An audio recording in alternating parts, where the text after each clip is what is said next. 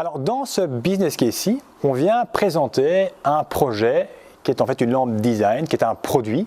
Vous verrez que dans les autres vidéos qui seront présentées plus tard, on aura des projets B2B, des projets de services, des projets de plateforme internet, des applications mobiles. Mais pour ce cas-ci, on va donc parler du case Folding Lamp. Il faut s'imaginer que c'est un architecte passionné qui vient nous voir avec un premier prototype. En fait, c'est une plaque en acier inoxydable qui est pré-perforée au laser. Et donc ce qu'il nous raconte, c'est qu'il aimerait bien pouvoir livrer telle quelle cette plaque au client pour que le client puisse lui-même, avec sa propre créativité, plier cette plaque tel un origami en fin de compte pour créer que chaque client puisse créer sa propre lampe design. Exact. Et ce qui est cool avec cette lampe, avec ce produit, c'est que comme il y a plein de petites perforations dans la plaque d'inox, bah, du coup, quand on éteint les autres lumières de la pièce et qu'on laisse uniquement cette lampe-ci allumée, bah, il y a plein de petits faisceaux lumineux qui sortent, ce qui donne un petit effet assez sympa. Tout à fait. Alors, donc, au départ, il est venu chez nous parce qu'il avait un problème. Il était amoureux de son produit. Il avait été voir des banques pour financer un premier stock qu'il voulait faire produire à l'usine. Les banques, visiblement, n'étaient pas super enthousiastes de prêter de l'argent parce qu'il manquait, c'était une validation de projet, il n'était pas sûr de s'il allait pouvoir écouler son stock, etc. Et donc, il venait chez nous avec un besoin d'aide pour concrétiser ce projet. Ouais. Okay. Alors, quand on commence ce type de projet-là, les premières questions qu'on est amené à poser à l'entrepreneur, ce sont différentes hypothèses qu'on illustre ici. Typiquement, la première, c'est quel est le modèle? Quel est le modèle, tout à fait. Donc ici, lui, il avait un premier prototype qu'il avait fait, hein, qu'on voit à l'écran. Mais après, il aurait pu choisir d'autres couleurs éventuellement. Pourquoi ces couleurs-là? Pourquoi pas faire plutôt que de faire une espèce de lampe qu'on met sur la table ou une lampe de chevet, pourquoi on ne ferait pas un lustre ou une applique murale, par exemple? Ça, c'est une des premières hypothèses qu'on va essayer de valider pour lui. Donc, une première hypothèse. Ensuite, une deuxième, qui sont des exemples ici, hein, mais c'est le pricing. Est-ce qu'on va plutôt voir cette lampe en vente chez Ikea où en fait, on va avoir de gros volumes avec des petites marges? Ou bien est-ce qu'on va plutôt voir cette lampe dans des magasins spécialisés, de luxe, on va dire, où là, il y aura un plus petit volume de lampes, mais avec des marges beaucoup plus importantes. C'est ça. Et alors, une hypothèse, mais qui a finalement une variable très importante, notamment dans un plan financier, hein, c'est ce qu'on appelle le COCA. C'est le Cost of Customer Acquisition. En français, le coût d'acquisition de clients. Donc, c'est le budget marketing qu'on doit investir pour pouvoir aller chercher un premier client.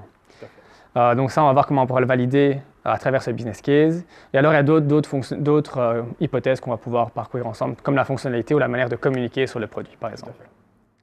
L'entrepreneur, imaginons qu'aujourd'hui, on avait une baguette magique, on faisait apparaître sa lampe et tout son stock qui est prêt. Le premier réflexe qu'il va avoir l'entrepreneur, c'est ce qu'il avait en tête en tout cas, c'est de créer un site internet e-commerce et de vendre sa lampe en ligne. Très simple. Donc nous, pour pouvoir tester ce projet-ci, qu'est-ce qu'on fait? C'est qu'on commence par créer une landing page. Vu qu'il allait quand même le faire plus tard, pourquoi attendre d'avoir le produit pour créer ce site internet? Donc première étape, on a un prototype, on fait quelques photos dans une cuisine ici, comme on voit à l'écran, et on construit autour de ça une petite landing page, un petit site internet. Donc on voit ici à quoi ça ressemble. Et alors aussi, ce qu'on a fait, c'est que vu qu'une des hypothèses c'était le modèle, hein, quelle couleur par exemple, on a fait une photo sur fond blanc de la lampe que lui avait en prototype, donc la rouge et à l'intérieur et inox, couleur acier inoxydable à l'extérieur, et d'autres photos qui sont en fait des rendus 3D, assez photoréalistes, on ne voit pas de grande différence entre la photo et la 3D, qui nous permettront de voir un peu si les gens, quel type de couleur ils préfèrent. C'est ça. Et quelque part, l'objectif de créer cette landing page, c'est de présenter évidemment le produit, ce qui est déjà un chouette effort en quelque sorte. Ouais. Comment est-ce qu'on fait pour traduire un concept, une idée en quelque chose qu'on va présenter pour mettre le client dans un acte quelque part d'achat. Tout à fait. De scénariser ça. Et donc voilà, on a ce résultat-là quelque part sur cette landing page. Exact. Ensuite, ce qui est intéressant, évidemment, c'est très bien d'avoir une landing page, c'est super. Mais aussi, ce qui est important, c'est de ramener du trafic, donc des visiteurs, sur cette page. Sur la page, oui. Et alors, dans cet exemple-ci, ce qu'on a fait, c'est qu'on a utilisé les pubs Facebook Ads. Alors, comment ça marche, grosso modo, hein? Aujourd'hui, quand on a un compte Facebook, on peut partager des nouvelles avec ses amis. Donc, on met un post, et puis c'est notre entourage, c'est nos amis qui vont pouvoir voir ce post.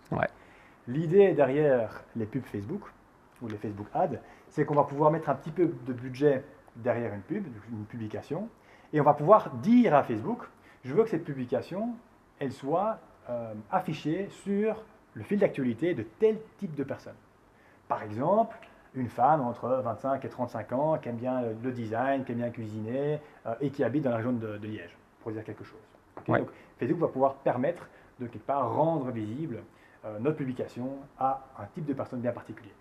Ici, on a choisi Facebook pour commencer, mais on aurait très bien pu prendre un magazine de design haut de gamme, un magazine un peu moins haut de gamme, mettre une pub pour le site et faire venir les gens sur le site, c'est pareil.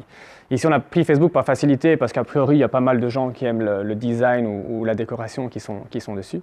Et donc là, ce qu'on a fait pour le premier test pour ce projet-ci, c'est qu'on a mis un budget de 100 € Ouais.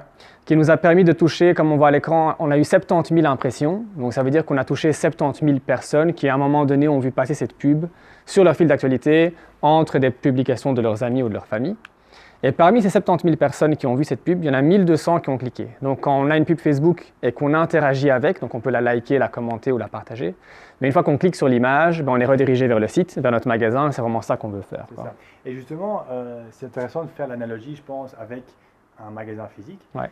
Quelque part, on pourrait se dire que on achète pour 100 € une affiche qu'on vient mettre dans la rue, quoi, hein.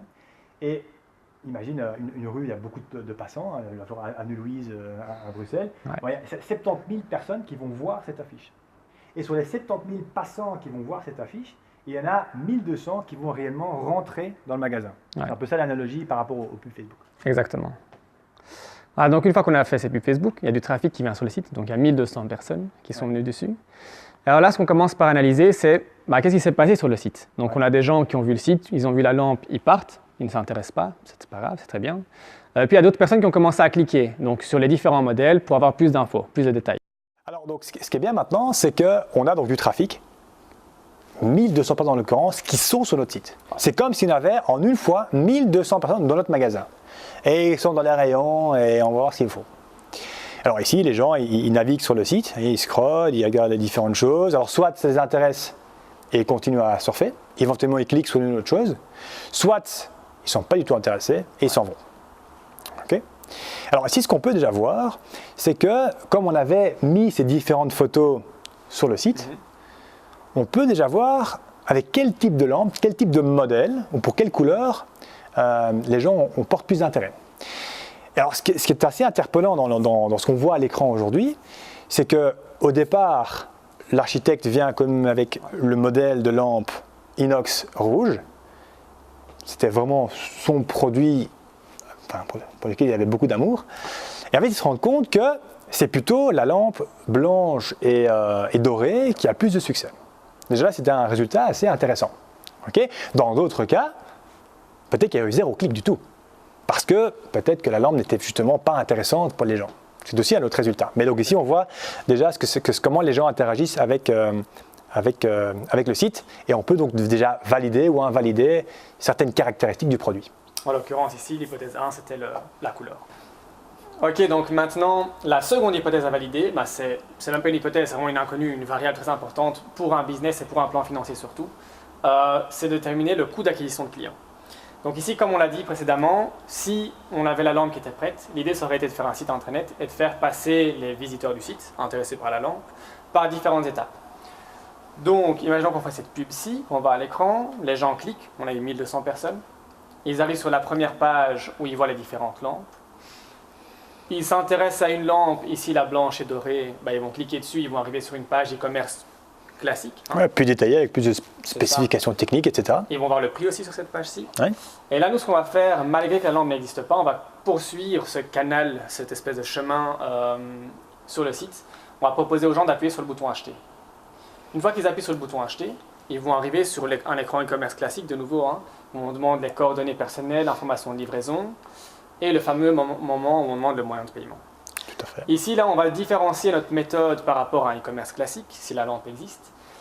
C'est qu'au moment où ils vont sélectionner la méthode de paiement, ici dans l'exemple, c'est la carte Visa, on va arrêter le processus et on va envoyer un pop-up au client.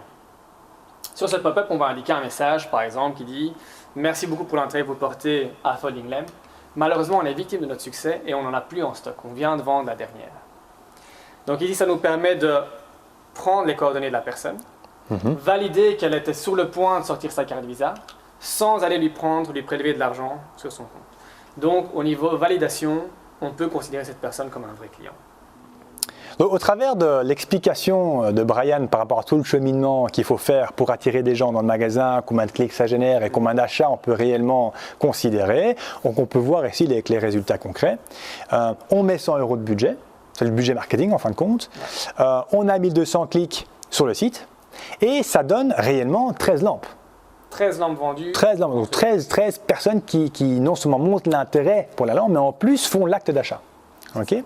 Donc si on divise ce budget marketing par le nombre de ventes, on peut considérer qu'on a un coût d'acquisition de clients de 7,70 €. Donc ça représente 100 divisé par 13.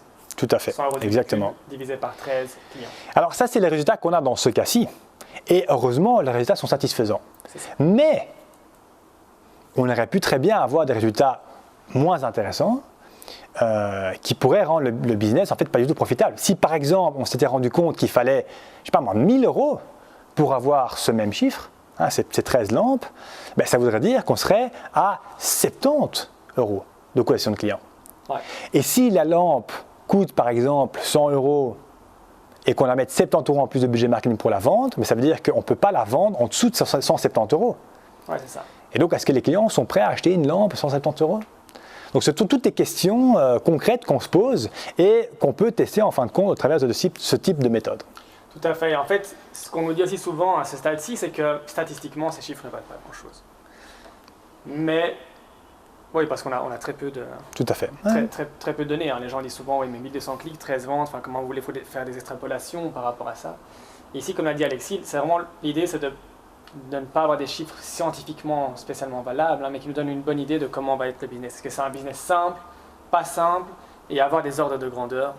C'est ça. Pour savoir si on va vraiment se lancer là-dedans ou non, finalement. Ouais, parce qu'il y a d'autres cas, évidemment, où en fait, on se rend compte qu'il n'y a pas de marché, que les gens ne sont pas intéressés par le produit, et donc qu'ils ne vont jamais jusqu'à l'acte d'achat. Ouais. Donc il vaut mieux le savoir rapidement que en fait, d'aller à l'usine, de commander 1000 lampes, et en fin de compte, on ne sait pas les vendre. Oui, ce qui est d'ailleurs le cas de 9 startups sur 10. Hein. 9 startups en général, oui.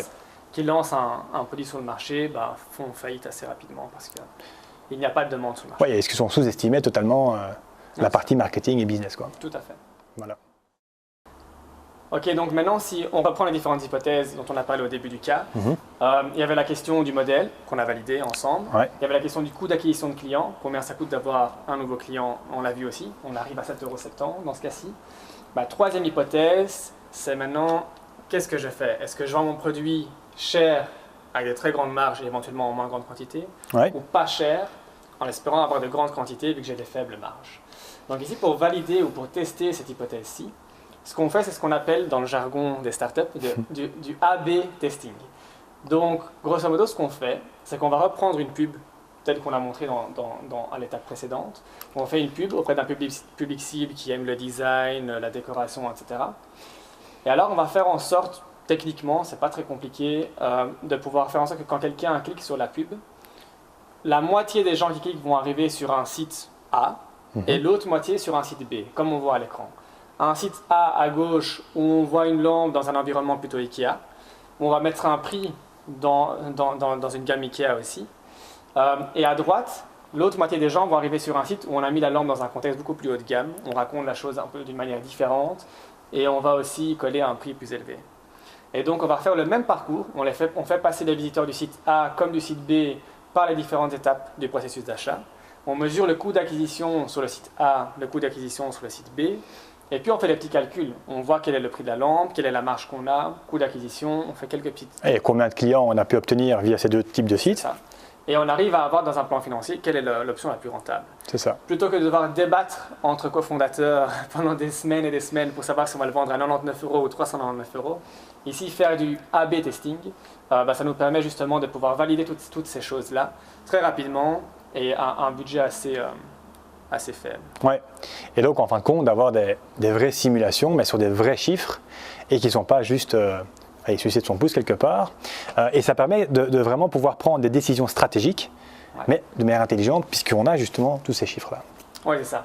Et alors on compare souvent ce qu'on fait dans ce genre de cas-ci à une étude de marché finalement, mais on se rend compte que la valeur est tout à fait différente. Ouais.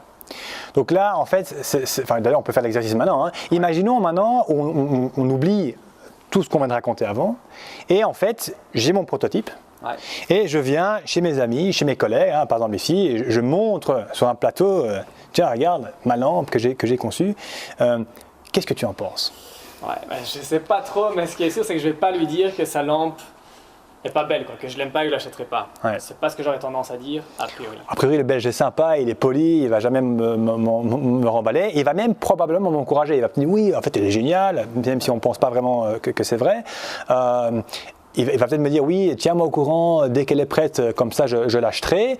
Mais le jour où réellement elle sera prête et que je viendrai, tiens, achète-moi 399 €. Ouais, c'est pas sûr que. Excuse pour pouvoir esquiver la chose et ne pas l'acheter. C'est ça. Et donc ici, c'est ça qui est sympa au travers de ces exemples, c'est que soit les gens aiment, cliquent, font l'acte d'achat, soit ils n'aiment pas et ils passent et ils font autre chose, quoi. Ouais, c'est ça, tout à fait. Avant de terminer ce business case Folding Lamp, souvent en fait, on est amené à raconter un petit peu cette histoire et les gens nous posent souvent les mêmes questions. Ouais.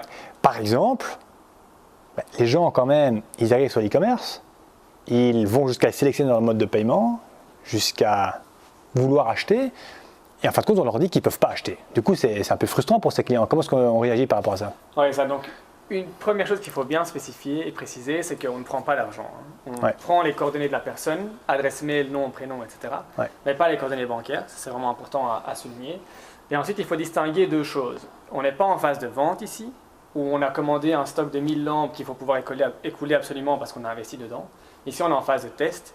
Et donc, on fait ce test sur un échantillon réduit. Quand on regarde l'exemple ici de Folding Lamp, on a mis 100 € de pub, on a eu 13 clients, entre guillemets. Donc ce ne sont pas des volumes importants. Et alors ce qui est intéressant là-dedans, c'est que ces personnes-là, on a pris leurs coordonnées. Et donc on va pouvoir les contacter, téléphoner, envoyer un petit mail. Pour leur expliquer l'histoire de Folding Lamp, pourquoi elle n'est pas disponible, éventuellement leur dire, voilà, finalement elle sera disponible très prochainement. Et pour nous excuser du désagrément, on va vous envoyer par mail un petit code promo de 15% au moment où vous passerez votre vraie commande. Toute une série de choses qui nous permettent d'une part de récolter du feedback de vrais clients et pas de personnes qui sont oui dans la cible, etc., mais qui ne sont pas vraiment intéressés par le produit. Et d'autre part, de satisfaire via ce petit bon de réduction, quoi. Donc une seconde question qu'on nous pose assez fréquemment par rapport à ce projet-ci, c'est oui, voilà, votre cas de la lampe, je le comprends très bien, c'est assez simple. Mais moi, mon projet, il est quand même beaucoup plus innovant. Il y a de la recherche et développement derrière, il y a un temps de production qui sera très élevé, très long, etc. Comment est-ce que je fais, moi? Ok, donc c'est ce qu'on disait un petit peu au début de la vidéo ou dans la vidéo précédente. Ce qu'on essaie de démontrer au travers de ce case-là, c'est vraiment l'état d'esprit, les différentes étapes pragmatiques qu'on doit mettre en œuvre pour avancer et concrétiser son projet. Chaque projet est différent, chaque projet a ses complexités, c'est normal. Mais donc, si jamais vous vous dites, tiens, moi je ne pense pas que cette méthode puisse être appliquée à mon projet, je vous invite à regarder les prochaines vidéos qui vont parler de marketplace, de services, d'applications mobiles. Et si toutefois, même au travers de ces vidéos-là, vous n'êtes pas convaincu, challengez-nous. On nous pose souvent la question et on a toujours un bout de réponse qui peut certainement aider l'entrepreneur à franchir le pas et à se débloquer dans différents cas. Oui, c'est ça. Pareil pour les canaux aussi. On nous dit souvent oui, mais Facebook et compagnie. On verra dans les autres cases qu'on va vous présenter l'utilisation de différents canaux, mais il ne faut pas se figer là-dessus. C'est plutôt l'état d'esprit, la manière dont on va aborder le problème qu'il faut vraiment pouvoir retenir. Tout à fait, super. À la prochaine vidéo alors. Merci.